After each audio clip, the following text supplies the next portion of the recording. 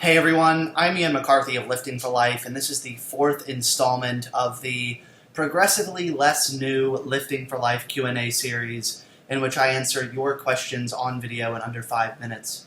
And today's question comes from Snapchat. Someone sent this to me via DM. By the way, if you don't follow me on Snapchat, I encourage you to do that. If you don't have Snapchat, get it so you can follow me. I put out a lot of content there. Information is in the description box below. Since I can't remember my own username, it's pretty much my name, which I don't remember. This question really struck me because it wasn't to do with increasing productivity generally.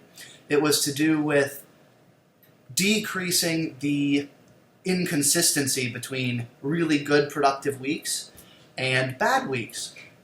And again, this struck me because it isn't the usual how are you just more productive. Not to dodge the question, but I think it's valuable to start by saying, to some extent, this is unavoidable. If you're looking for a flat line of productivity that never changes, every single day you're equally productive, etc., like some kind of machine, I think you're setting yourself up to fail in that that's simply not going to happen. Even if you have someone who is hyper-productive, let's say most of the time they work 18-hour days, meaning they literally work nonstop for 18 hours, even that person is going to have the day where they really want to work the 18 hours and they work 12 and they just can't continue and they go to bed 6 hours early or whatever it might be. So that's something to keep in mind and to really internalize so that you aren't unnecessarily setting yourself up for failure. I would say some failure is necessary. In that case, it's just a function of setting the bar too high for yourself.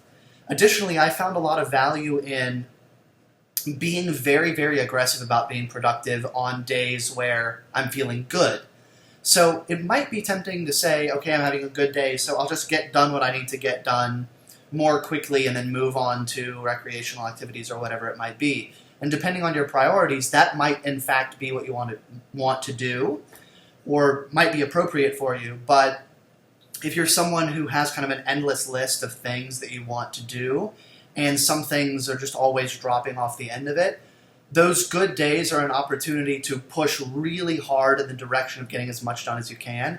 In fact, I find it really motivating to think, in the back of my mind, and at times it's really top of mind, to be cognizant of there are going to be bad days. In my case, there are going to be days where I'm incapacitatingly depressed, and I'm very aware of that, and I try always to stay ahead of the curve. That's a phrase that I think about multiple times per day, every day. Try to stay ahead of the curve, and then if you fail to do that, maybe you are still able to achieve what you want. In other words, what you set out to achieve to begin with. So the non-answer is most of this video so far. 2 more considerations. You want to set up systems that raise your baseline. In other words, whatever a bad day looks like to you, you want to make that less bad. And the way I found, or the means that I've come up with dealing with that, is putting in place basically self-care related stuff that I do every single day unfailingly that again raises that baseline. So, a mediocre day is tremendously better than it used to be.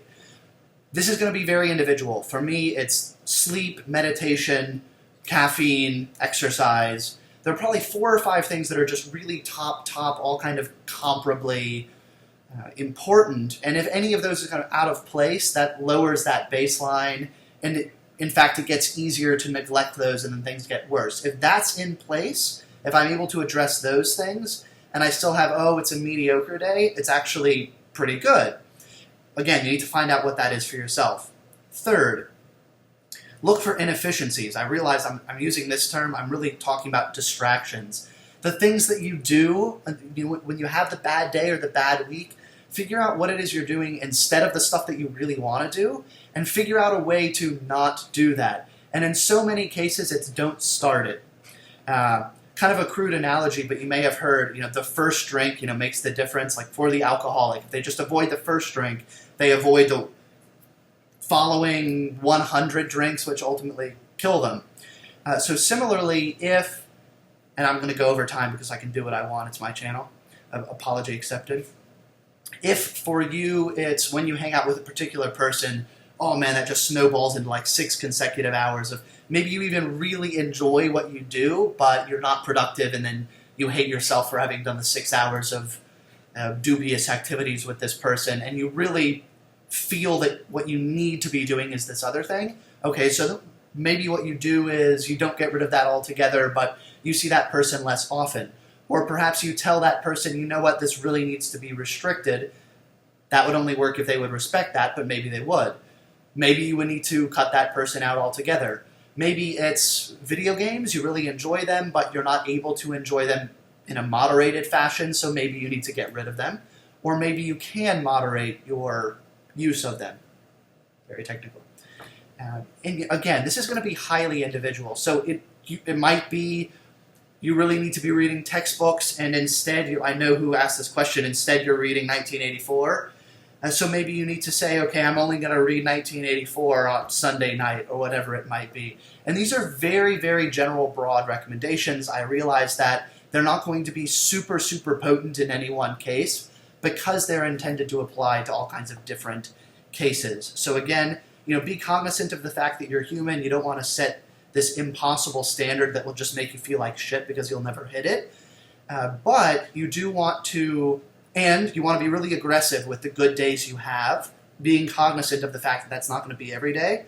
Second, you want to put in place basic systems of self-care, beyond just like, I shower, stop, whatever that's going to be for you. In thinking about this video, I had all these funny examples in mind, like using cocaine, but I didn't want to give the impression that I recommend cocaine use. So just so we're clear on that, I don't recommend cocaine use, but you need to figure out what is best for you. Do that consistently, probably on a daily basis, and that will raise that floor that you will hit. Like, everyone's going to hit that, but you want that to be higher in time. And figure out what's distracting you, what you're doing inefficiently, what you're doing instead of what at your core you want to do, and either moderate that or cut it out. So then by default you will do what you feel you need to be doing. So this is 50% overtime. I hope that means that it's 50% more valuable for you, and you will pay me 50% more than no money for having made this. Thank you so much for your time and support and watching this at all. And if you enjoyed the video, please like it, share it with all of your friends, relatives, including dead relatives. By the way, I read that 200,000 dead people vote in every presidential election in the United States. Fascinating. We'll see who they vote for. Thanks again. We'll see you next time. Comment below. Also ask questions below for the next video. Peace out.